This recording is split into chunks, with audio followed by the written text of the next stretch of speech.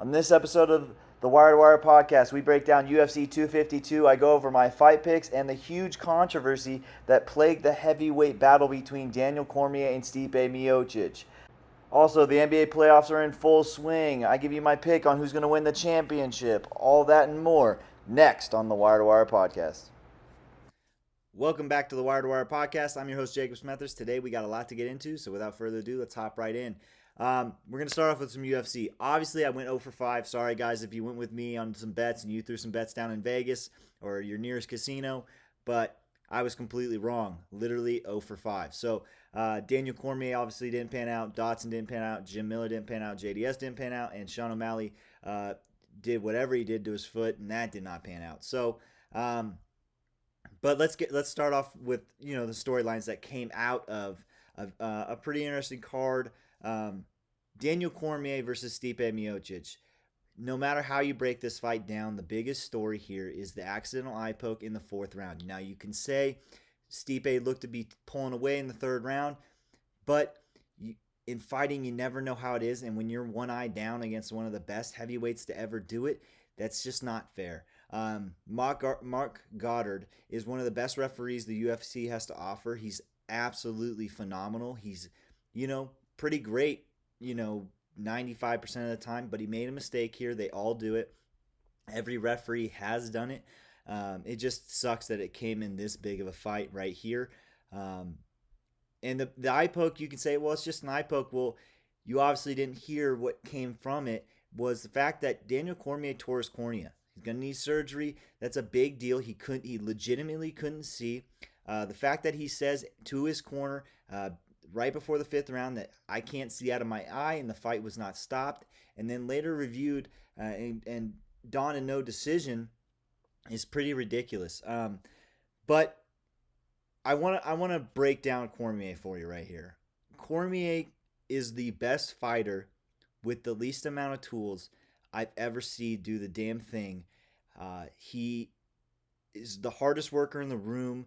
The guy's an absolute mad genius when it comes to fighting. The way he breaks down fights, you see his depth of knowledge of the game. But what he's been able to do with the absolute lack of just God-given gifts that he's been dealt, the deck of cards he's been dealt is amazing. The guy is too short for a heavyweight. He's a small guy, obviously, pretty round. He walks in around 240, 250, sometimes 260. He has no reach advantage. He never has the reach advantage, whether it's light heavyweight or heavyweight. He just has the least amount of tools, but he goes in there and he's one of the best fighters to ever do it. You can definitely make the argument, and I would to anybody, that he's a top 5 fighter of all time. Just what he's been able to do is just nothing short of amazing. Stipe is the best heavyweight of all time. That is cemented here, in my opinion. He's shown that his heart, his game planning, everything, he used his advantage and he was able to win the fight. He did get rocked in that first round and made some adjustments. He's a great in-fight adjuster. He comes out as the best heavyweight of all time. But Daniel Cormier is a Hall of Famer and one of the top 10, top 5 best fighters of all time. I really enjoyed watching Cormier do the damn thing over the last however many years. I've been watching him since Strikeforce when he won the Grand Prix nobody knew who he was, and he beat some very good fighters. Bigfoot at the time was at the top of his game. Josh Barnett was at the top of his game. Really great fighters all the way till now. He's beat a who's who. He's beat everybody outside of Jon Jones and Stipe Miocic. More than, obviously he beat Stipe the first time, but lost to him the last two. He's never beat Jon, but Jon, there's, you can say what you want. Picograms, man. But we're going to break that down later. But Cormier's career, absolute one of the best to ever do it. Sucks to see him go on a loss, but that's usually how these things go. A lot of the greats always end on, end either looking up at the lights or end on the wrong side of a decision. So, not surprising. I hope he continues. He doesn't come back again. He doesn't need to. He's a great announcer. Him and Joe Rogan are absolute gold on the mic. And I love watching him break down fights. I don't need to see him step into the cage again. His legacy is absolutely cemented as one of the greatest fighters to ever do it. And I think he's done what he set out to do. Heavyweight champion, light heavyweight champion, great. Now we go down to the co-main and Sean O'Malley getting beat by Vera. He's a tough guy. Obviously, just dropped out of the top 15. O'Malley making his first appearance in the top 15. I really thought O'Malley was going to go out there and be able to finish this fight pretty early. Just the confidence O'Malley had, his past performances. He was coming off a pretty recent dominant victory of Eddie Wineland. I thought he was going to be able to do it, and then that leg injury comes up. But Vera did what he had to do, some vicious ground and pound, but a really tough injury for O'Malley here. Now you got to start thinking, is this a problem? Because this is the second time O'Malley has had a major leg injury in a fight. Now, if you remember the first one, he broke his leg, but he ended up winning the fight regardless somehow how the guy didn't push and end up trying to finish the fight. He didn't. O'Malley won by decision. O'Malley comes here now another devastating leg injury for a guy that is already long, lean for 135 pounds. I know he's young, but the weight cut as you get older always gets harder and harder. That's why you see these older fighters like Donald Cerrone and Shogun Rua, Dan Henderson. They always choose to go to the weight class up, and it's a smaller break than Donald Cerrone and Dan Henderson. So how much longer can he make 135 pounds with these leg injuries? Because how much road work can he get in? How much cardio can he get in? Because these leg injuries, no matter you're never 100% after surgery. There's they always kind of stick around here. So how much road work is he going to be able to do? How much cardio is he going to be able to do?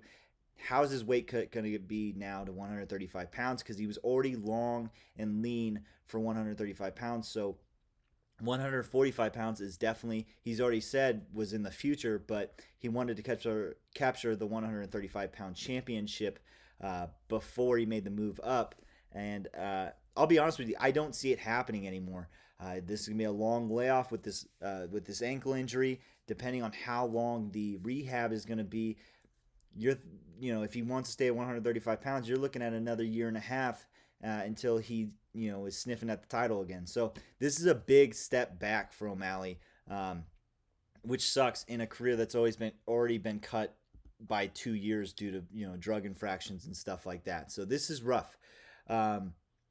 It was an okay card. Anytime you have some, I want to say, something like an eye poke happen in the main event that is takes away from the fight, you're always left wanting more, and that definitely happened here. But good on Stipe. Now you get Ngannou. Congratulations. Ngannou is. I've been hearing talks that Jon Jones might have a right to that heavyweight championship fight. Are you freaking kidding me? Ngannou's knocked out everybody you've put in front of him since losing to Stipe. Outside of Derek Lewis beating him in that weird fight where they're both coming in with injuries. But since then, Ngannou's been the absolute predator that he's been billed as, and he's knocked out everybody, and he's been waiting at the number one contender since they wanted to make this trilogy fight for Daniel Cormier and Stipe Miocic, and Stipe Miocic having the eye problem and all his health issues. It's been a while, so Francis Ngannou needs this title fight now. And let me tell you, it is going to be an absolute matchup nightmare for Stipe Miocic.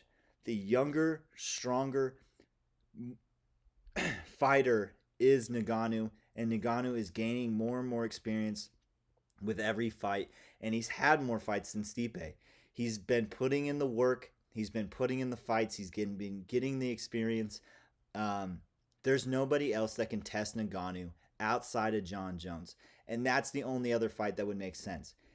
Jon Jones versus Ngannou, winner gets Stipe. You cannot catapult Ngannou here. In my opinion, I think Ngannou needs the Miocic fight. Just because he's done everything you've asked of him at heavyweight. Jon Jones, in my opinion, probably needs Rosenstrike. I think Rosenstrike versus Jon Jones, you would find out where Jon Jones is at in the heavyweight division. If he comes out and completely dominates Rosenstrike, then okay, he's right behind Ngannou. if he struggles with Rogan Strike, you probably give him somebody like Derek Lewis or somebody of that effect.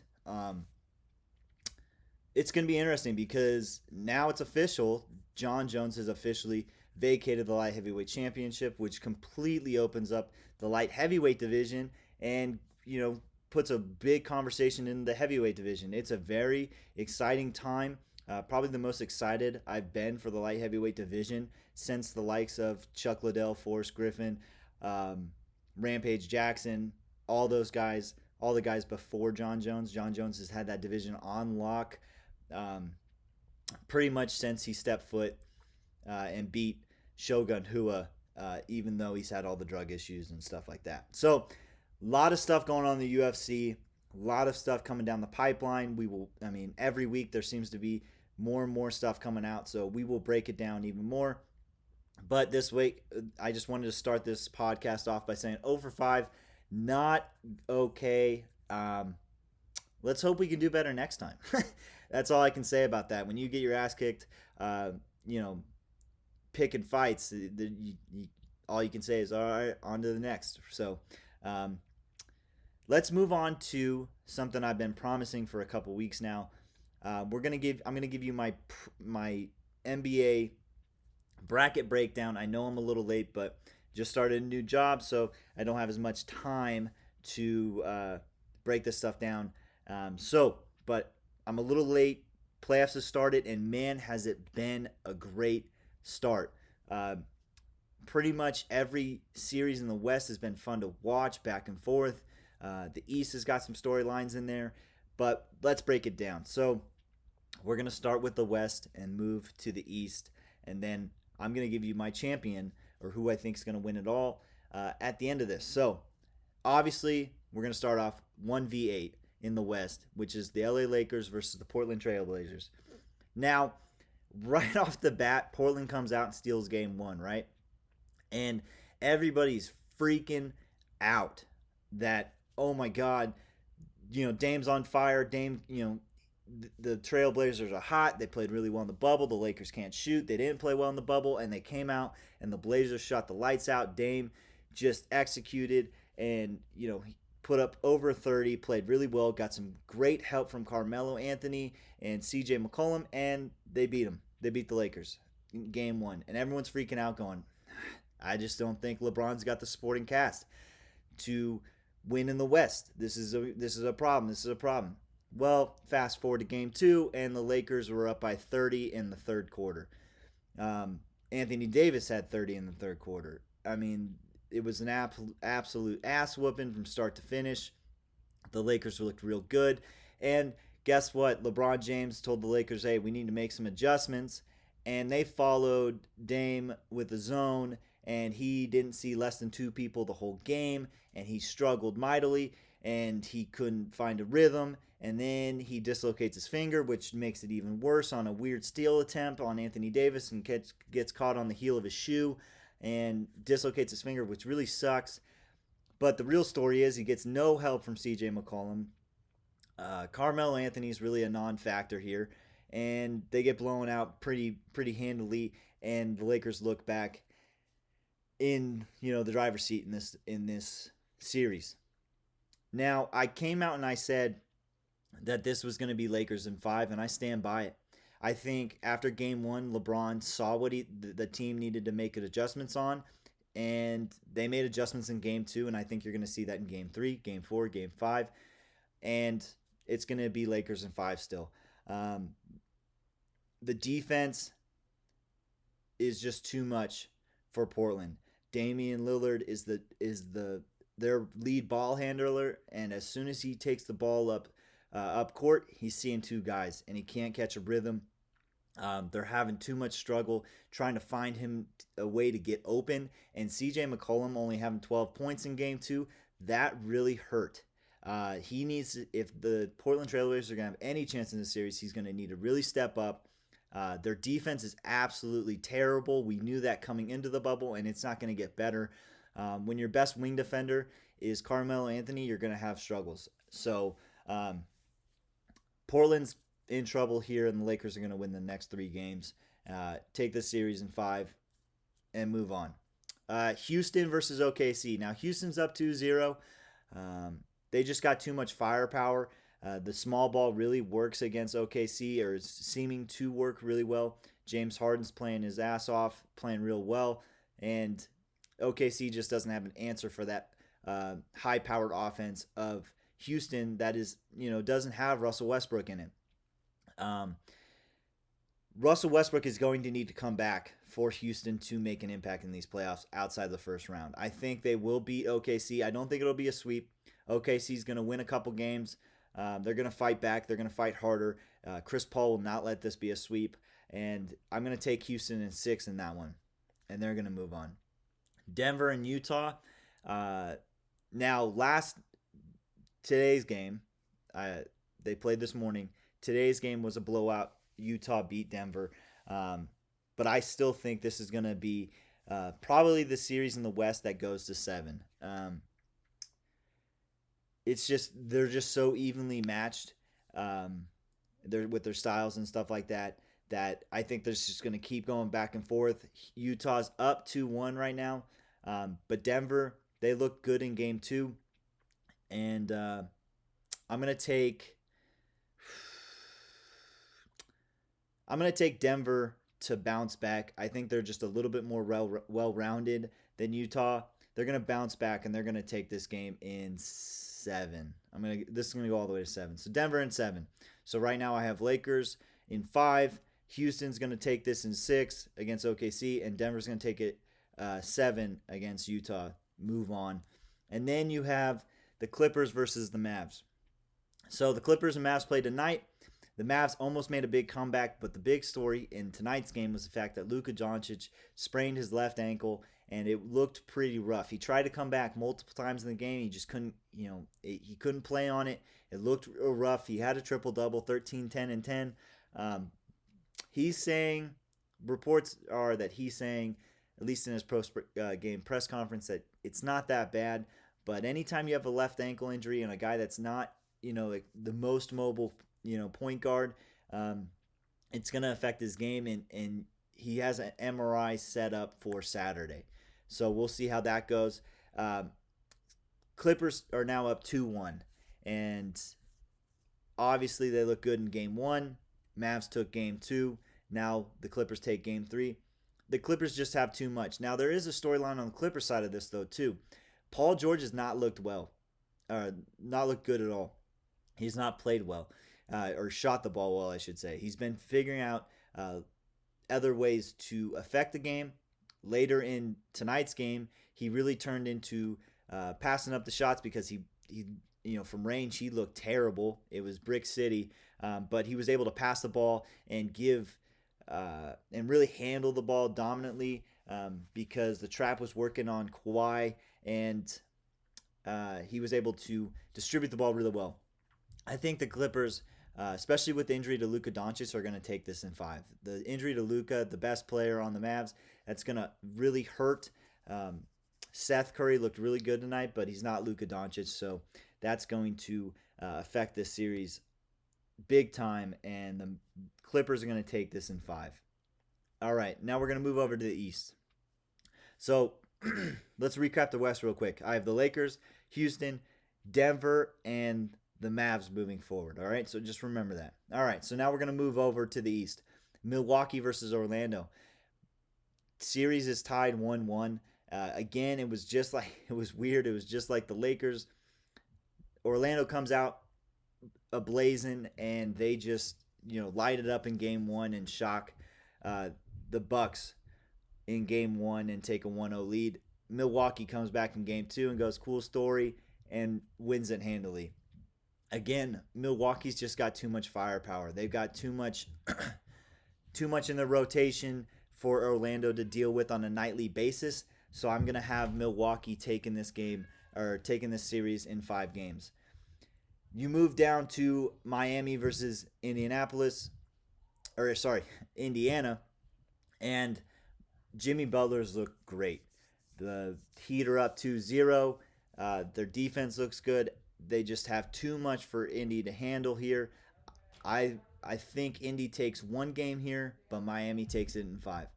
Move over to Boston versus Philly. The absence of Ben Simmons has just been too much for Embiid and the Sixers to handle. They're down 3-0 against Boston. Boston's looked great, even with the absence of Hayward. Kemba Walker's been playing really well, and Boston's up 3-0. I'm going to take a sweep here. Embiid played really well in the last game, but it was just too much.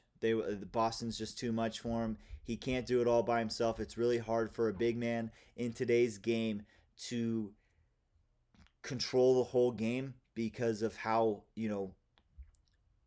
backcourt heavy this game is, and you see it in this series. So Boston's going to take this 4-0. And it really sucks because I think Ben Simmons could have really affected this series with his defense and how he plays the game and how versatile he is.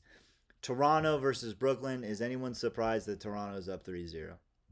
No Kyrie, no Kevin Durant. Toronto's putting it on Brooklyn. The series hasn't been close. They're up 3-0. They're going to sweep too. So I got two sweeps in the East. Boston versus Philly and Toronto over Brooklyn. So Milwaukee's going to take this in 5, and Miami's going to take it also in 5 and move on. So out of the West, I have Lakers, Houston, Denver, and the Clippers left. And then I've got Milwaukee, Miami, Boston, and Toronto. All right. When you start moving on here, the Lakers, they're going to take... they're obviously going to take. I think that they're going to take Houston next. When you break down Lakers versus Houston, now in the regular season, the Lakers had a lot of trouble dealing with the small ball effect of Houston. If Russell Westbrook is not able to come back, that's going to be a big problem because it's going to be a lot like what you're going to see. And even if he does come back, I think it's going to be a lot like what you're going to see versus Portland. I think the Lakers are just going to not give James Harden a clean look at all. He's going to see two men in his face, especially since Russell Westbrook struggles to shoot the ball from distance. The perimeter is going to be locked up on James Harden, and they're going to force Russell Westbrook to have to shoot the ball. That's what's going to happen, just like they're going to force CJ McCollum to beat them from distance. So it's going to be pretty much the same series. The defense, obviously, of Houston's a little bit better than Portland here, but the Lakers are going to take that, and they're going to take that pretty quick. I'm going to give James Harden. I'll give him 2 games. It'll be Lakers in 6, 4-2. Lakers move on to the Western Conference Finals. Right now with the Clippers and Denver here. If Paul George doesn't start shooting better, this series is going to be a lot closer than people think. I think the Clippers need Paul George to be able to shoot. They need that secondary option, consistent secondary option in the starting lineup, aside from Kawhi Leonard, obviously. Kawhi Leonard doing everything you've seen, even with a team like the Mavs that doesn't play the best defense. It's a struggle, and the games are a lot closer when it's just Kawhi being the main shooter. Paul George needs to step up, but I think he will. The Clippers will end up taking this series in 6, and it will set up a Western Conference Finals between the Lakers and the Clippers. Now we go to the East. Milwaukee will end up getting Miami out of everything. Boston and Toronto will be meeting each other. Now with Milwaukee and Miami, I just think Giannis Antetokounmpo, as long as he's doing what he's been doing and what he did in the regular season, it's going to be a lot to handle for Miami. I think Giannis is out to prove something, prove that he can win in Milwaukee, and I think he's going to take that intensity, and Milwaukee's going to take that intensity and ride it all the way to the Eastern Conference Finals, and they're going to win in 5. Boston and Toronto, a closer series. Now, Gordon Hayward, that's going to hurt missing him, but they've been missing him a lot in the regular season with his injuries and stuff like that. So Boston versus Toronto. I'm going to take Toronto. Um, I think Toronto has just played better. They play better as a team than Boston does. Now, it's going to be a close series, but I'm going to take Toronto in 6. Um, Boston still seems to struggle in big games and big moments. Kemba's obviously a great finisher, but um, Pascal Siakam in Toronto in the way that Toronto's been playing and how they're coached and how they just mesh together is something to really see because they don't have all the big name players that you see in this era, and they play really well. So I'm going to take Toronto going back to the Eastern Conference Finals and meeting Milwaukee. Now let's bounce back to the West. Lakers versus Clippers in the Western Conference Finals. This is what we've all wanted to see. This is the one we all want to see. The Lakers wanting to regain the crown as the best team in LA. The Kings over there. He wants to bring back the big Lakers title, the majestic Lakers title, and do it for what he said he's been doing it for, and that's doing this for Kobe. Obviously, that's a thing that drives LeBron. He was really close with Kobe, and I think that's going to be a big thing driving this series. Now, I'm not saying there's not other players close to Kobe Bryant, and they're not trying to do something for Kobe and stuff like that. That's not what I'm saying. But what I am saying is it's different when you're wearing the purple and gold. LeBron and the Lakers versus the Clippers. It's the Clippers are definitely built to beat the Lakers. Paul George, it's a tough matchup. Paul George and Kawhi Leonard can match up with LeBron James on any given night. You can swap them between games. In game, they can both guard LeBron James. They've both given LeBron James trouble in the past. But I think, especially if Game 2 is any indicator, if that's how the offense is going to be ran during the playoffs, there's nobody on the Clippers roster that can guard Anthony Davis. Anthony Davis needs to be the top scorer in what I'm thinking is going to be the Western Conference Finals. He needs to be the top scorer all the way to the finals. LeBron James needs to get him going early, but do not wait too long. You cannot wait too long. I think that's what happened in Game 1 is LeBron waited too long for Anthony Davis to get going in Game 1 versus Portland, and it just didn't happen. He waited too long, and the game got out of reach. LeBron has to want to get Anthony Davis going, but has to be quick on the trigger to get himself going because he's still the most important player on the Lakers, obviously. With this one's tough because the way that Kawhi plays in the playoffs cannot be denied. If playoff Paul shows up and he starts shooting the lights out, it's a matchup nightmare for the Clippers. But I think if you get Anthony Davis going to the basket and he stays in the paint and he dominates the paint like he's supposed to against Zubac, it's going to be a tough go, and the Clippers are going to have to depend on perimeter shooting, and that's hit and miss, and LeBron James knows how to beat that. I'm going to take the Lakers in 7 over the Clippers to get to the finals. Now, Milwaukee versus Toronto. Like I said, Antetokounmpo's out. He's got something to prove. You can say with all the individual accolades that he's accomplished and all that stuff, you can say what you want. But he wants to prove that he can win with a small market team. He wants to be that player that's different than everybody else. He doesn't want a super team. He wants to win in Milwaukee. He's going up against Toronto. Now, with this, Pascal Siakam versus Giannis Antetokounmpo is a great matchup. I think I'm going to take Toronto here, actually. I think Toronto's just better coached. They have better schemes. They play better as a team. They're better meshed than Milwaukee, and I'm going to take Toronto to beat Giannis Antetokounmpo and make their way back to the finals for back-to-back years and defend their title. And I think it's going to be a great series in the East. I have Toronto winning this one in 6. So now Lakers versus Toronto. The King in the finals.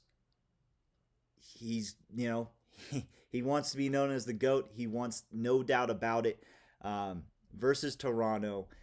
And I have to take the Lakers here. I think the West is a better conference. I think that it's still an absolute battle, like it's been over, however many years the West is dominated. I'm going to take the Lakers in 6 to win the title. Lakers win it all. Those are my picks. Mark them down. See how I do.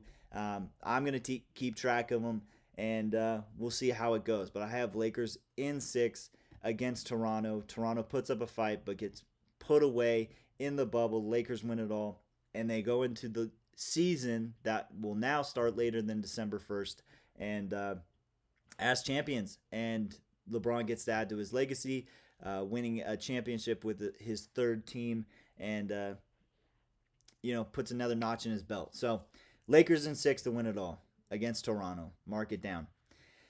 Let's move on. We're going to talk some MLB real quick, all right? So Major League Baseball has been absolutely fantastic. There's been so many storylines. Tatis absolutely blowing up. Some teams that are playing really well that you didn't expect. I mean, Miami's over 500. Who would have thought? Some people that are not playing too well. Bellinger's really struggled. He's on a 3-game hit streak as of right now, but he struggled as the start of this. You didn't expect that to happen. There's just been a lot going on. But I think as of right now, we're just going to stick with some major stuff that's popped up, and we'll just keep going throughout the season, all right? We're about halfway through, all right? And with everything going on, there's been a big thing. I said it from the start. I couldn't imagine seeing the Yankees outside the World Series. I think they're going to definitely have a chance to win it, but the problem is they have to stay healthy. I think the biggest thing out of the AL is, hey man, do the Yankees need to hire a new trainer because Stanton can't stay healthy and Judge is hurt again? And you've seen when Aaron Judge and Stanton are out of the lineup, that's a totally different squad. The Tampa Bay Rays are right on the verge of first place, and in a shortened season, no games are to waste here. And how long until you can get both those boys back? Because Tampa Bay is playing very good baseball right now. They are right on the verge of taking that division lead. They're a half a game back. They've been playing really well. And the Yankees not playing too well without Judge and Stanton. So that's a big thing that we got to start looking at is when can the Yankees get back to full strength? It seems like the last 3 years this has been a conversation. The Yankees have never really been at full strength. Stanton out of most of last year.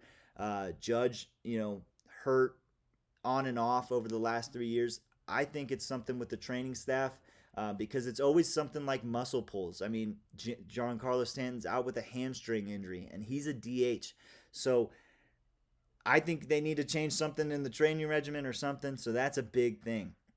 Another thing that popped up here in the last week in a series that no one really thought anything of note was going to pop out. The San Francisco Giants took 3 of 4 from the Angels.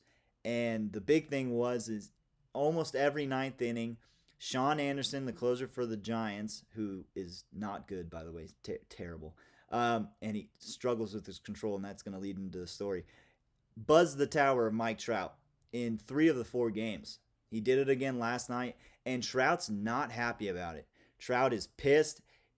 He thinks that there was some malicious intent attached to it, and I'm going to actually say that that's ridiculous because there's nothing there. I don't think Sean Anderson's a young pitcher who has control issues and struggles.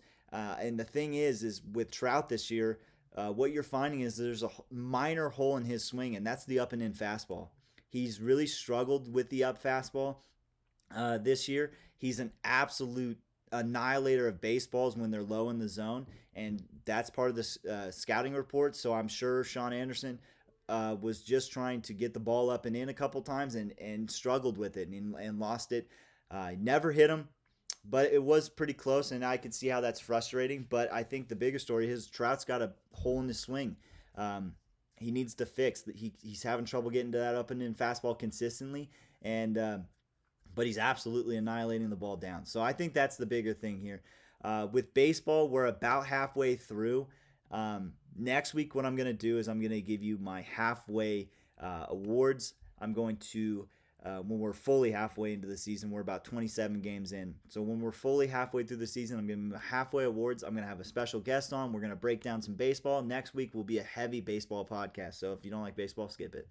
But that's my podcast for this week. I want to thank you guys for listening. I will definitely try to be more notable on social media. Just this last couple weeks has just been crazy. So I'll be trying to be more of a social presence on social media. But big takeaways from this podcast. Big storylines coming out of UFC in the coming months with John Jones moving up to heavyweight. So I'm gonna jump into that next week and stuff like that. Baseball, we're about halfway through the season, and the playoff picture is getting clearer and clearer by the day. And there's definitely some more Corona news, but I really don't like jumping into that. And basketball, we are in the playoffs, and the championships are right around the corner. So let's be on the lookout for that. Thanks for listening, guys. Have a great weekend.